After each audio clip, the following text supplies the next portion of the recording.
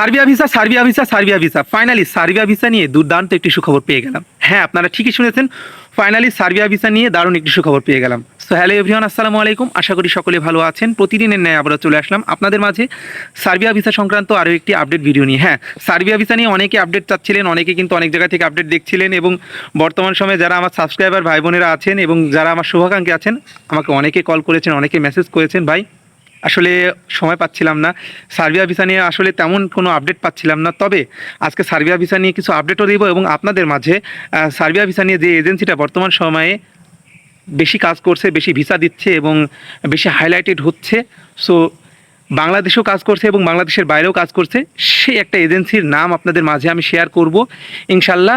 পুরো ভিডিও মনোযোগ সহকারে দেখবেন, ইনশাল্লাহ এজেন্সির নাম জানতে পারবেন এবং বর্তমান সময়ে কী কী রিকোয়ারমেন্ট লাগছে এবং বর্তমানে কারা যেতে পারবেন এবং কত টাকা লাগছে, সব মিলিয়ে একটা আইডিয়া পাবেন ইনশাল্লাহ। সো পুরো ভিডিওটি দেখুন, ইনশাল্লাহ জানতে পারবেন।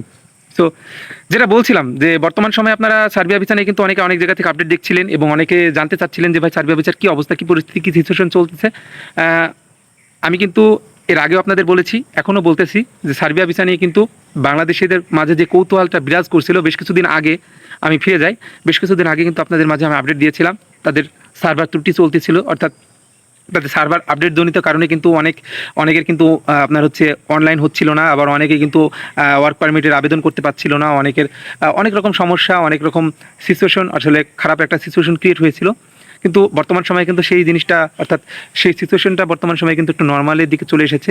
এবং বর্তমান সময়ে আমি যেটা বলছিলাম যে যাদের বাজেট অ্যারাউন্ড 10 থেকে 12 লক্ষ টাকা এবং যারা ইউরোপে ঢোকার জন্য, অর্থাৎ যাদের ইউরোপে ঢোকার খুবই শখ, অর্থাৎ যাদের হাতে পর্যাপ্ত পরিমাণ সময় আছে, যাদের আসলে ধৈর্য ধারণ করার ক্ষমতা একটু বেশি, অর্থাৎ এবং ইভেন বর্তমান সময়ে যারা বর্তমান সময়ে চিন্তা করছেন যে ইউরোপে ঢোকার পথ হিসাবে বেছে নিব, সো ইউরোপেও যাব এবং যে কোনো একটা কাজের মাধ্যমে যাব, সো তাদের জন্য এই সার্বিয়া ভিসা। এবং বর্তমান সময়ে মোস্ট হাইলাইটেড একটা এজেন্সি, অর্থাৎ মোর্শেদ ভাইয়ের আপনার বিটফ্লাই, অর্থাৎ বিটফ্লাই অনেকে কিন্তু নাম শুনেছেন।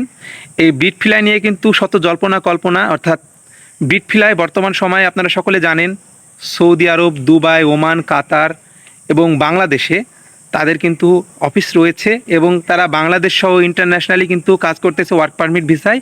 এবং আপনাদের হাতে কিন্তু পর্যাপ্ত সময় থাকতে হবে এবং আপনাদের কিন্তু ধৈর্য ধারণ করার ক্ষমতা থাকতে হবে।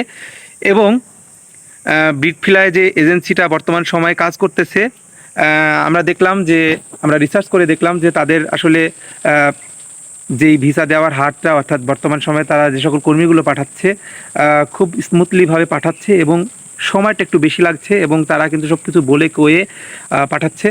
সো এখানে কিন্তু প্রতারণার ঝামেলা নেই, অর্থাৎ আমি যতটুকু দেখেছি যে ফাইল জমাকরণের সময় হয়তো বা তারা 50,000 টাকা আপনাদের কাছ থেকে নিতে পারে, অর্থাৎ এটা আপনারা এজেন্সির সাথে কথা বলে দেখতে পারেন।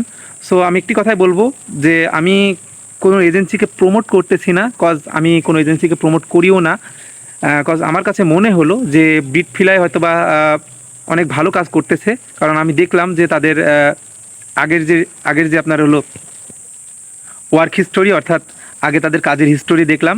সো সব মিলিয়ে মনে হলো যে বিটফ্লাই আসলে অনেক ভালো হবে আপনাদের জন্য বর্তমান সময়ে, অর্থাৎ ট্রাস্টেড যদি কোনো একটা মাধ্যম খুঁজেন বিটফ্লাই আপনাদের জন্য ভালো হবে।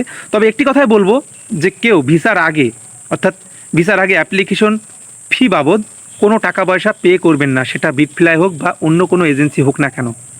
আমি একটি কথাই বারবার বলছি আপনাদের, আমি যেহেতু বিটফ্লাই আপনাদের নাম বলে দিলাম এজেন্সির, আপনারা অবশ্যই যদি আপনাদের অ্যাপ্লিকেশন ফি, যদি এখন আপনারা সকলে জানেন যে ইউরোপে যেতে হলে, অর্থাৎ আপনারা এখন মিডল ইস্টে যেতে হলেও আপনাদের প্রথমত প্রাথমিকভাবে কিন্তু 50,000 টাকা পাসপোর্টের সাথে জমা দেওয়া লাগেই, এটা কিন্তু মাস্ট বি দেওয়া লাগেই।